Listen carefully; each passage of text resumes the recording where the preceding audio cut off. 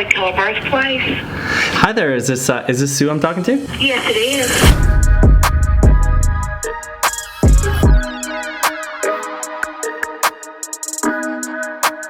Helen Keller jokes have been around for a long time. How did Helen Keller get holes in her face? She tried eating with a fork. Recently, they've evolved into something entirely new, as Generation Z has started to troll older generations about Helen Keller's accomplishments and how it's not really possible for someone who's blind and deaf. These videos became so popular that they became the new zeitgeist, as Gen Zers started to adopt these ideas as fact, and now they're perpetuating the lie.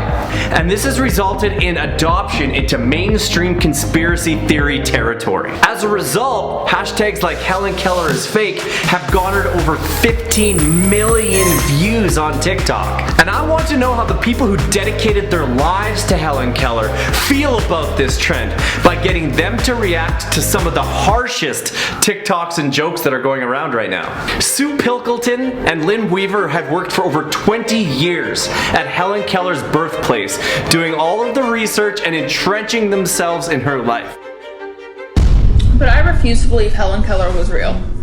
Why? There is no freaking way a deaf and blind woman learned how to write a book and to fly a plane. Apparently she did. That's what things say. There's no freaking way. If she did those things, she had help. I don't believe it. She didn't exist. She had help. No, she didn't exist. She had her, I can't remember her personal name. Yeah, but how did she learn to do that with her fingers? Like, no freaking way. Millie doesn't even have fingers. I don't believe it. I'm not talking about Millie. I'm talking about how I don't believe Helen Keller ever existed. Oh, yes, she did. No freaking way. That's so silly. It's hard to believe that somebody, surely she doesn't believe that. Surely this is for her own attention. Of course Helen existed. And that young lady needs to read her history books. That's just ridiculous. Well, you could tell her parents and that are just like, what are you talking about? I think that's not about Helen. I think that's about her trying to get attention, saying ridiculous things. It's sad that she doesn't know about Helen Keller because she did so many wonderful things in her life for so many people, and it's a shame that young lady needs to read the books about her and learn about her. People are literally disputing she exists. Go figure, right? Oh, my word. Helen would not have flown a plane by herself. Yeah. Nobody. No blind or deaf person could be up flying a plane by themselves. I mean, think about it. She didn't do like the takeoff or the landing. It was more about, there was a pilot with her. They were in mid-flight, and they handed the controls off to her so that she could feel it and experience it. Absolutely. Otherwise, that story is ridiculous. I just wanted to say Helen Keller's not real, and I don't care who you are, but she's not real. Who the she wrote books? No, she didn't. She's blind and deaf. I feel so sorry for that young lady. That is just pitiful to me that any young person would think that. It shows such a lack of education and knowledge, and it makes me sad to think that young people are that gullible.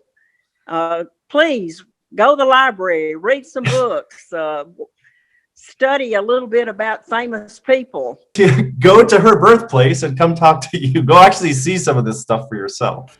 So I posted a video last night in regards to Helen Keller and how she is absolutely not real. And so many people got so pissed off over it and decided to disagree with me. So I want to start a battle in the comments, okay? First, the people who think Helen Keller's real, you think she drove a plane everywhere? I want you to give me some sort of proof. Oh, pitiful. It really bothers me that we have young people that would actually believe and spread those kind of rumors and start things like that. That's really sad. You're saying that she's met presidents and that she's buried in Washington? Yes, that's where her funeral service was held. And that's also where her teacher, Ann Sullivan Macy, and her secretary, Polly Thompson, are entombed with her. The doubters, is there kind of like thing that you'd like to say to people? First, let me invite you to come to Ivy Green in Tuscumbia, Alabama, and you will see firsthand all the artifacts that we have, things that belong to Helen, and you'll learn the history of it, and you'll be more informed, and you'll be smarter, and you'll have a whole different opinion and a whole different attitude about Helen Keller. And we have a lot of blind and deaf visitors that come, and they are here because of Helen Keller, and they find it so inspirational to be here and to walk where she walked and touch what she touched, and that often get quite emotional because she has meant so much to them. She's changed their life in a lot of ways. So working here every time that I'm here is inspiring to me as well.